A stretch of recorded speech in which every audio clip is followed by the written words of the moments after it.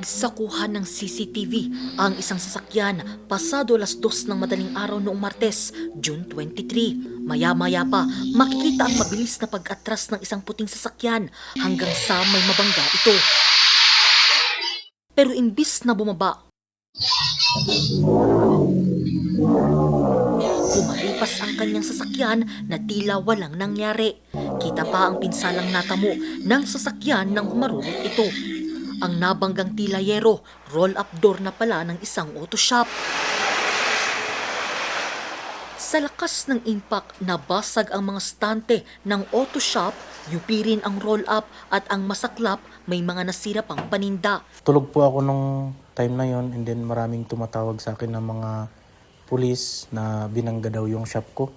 So agad-agad akong umakyat at tinignan ko nga wala yung bumangga. Nag-close muna kami and then inayos muna namin. And then yung mga customer is pinabalik na lang namin kinabukasan. Sa investigasyon ng La Trinidad Police, lumalabas na nakainom ang lalaking sakay ng sasakyan at nasangkot umano sa isang away nang mangyari ang insidente. Sa pagmamadali, aksidente raw na nailagay sa reverse ang kambyo ng sasakyan. Magmamanyobra sana ng pauwi na. Accordingly, iba yung natapakan niya. Yung silinyador ang natapakan niya, kaya biglang mabilis na umatras yung sasakyan at bumangga nga doon sa property. Nag-inuman sila. And nung madaling araw ng June 23, ng mga exactly mga 2:35 a.m., papawi na sana itong yung driver. Agad din namang nahuli ang lalaki matapos maharang sa isang checkpoint.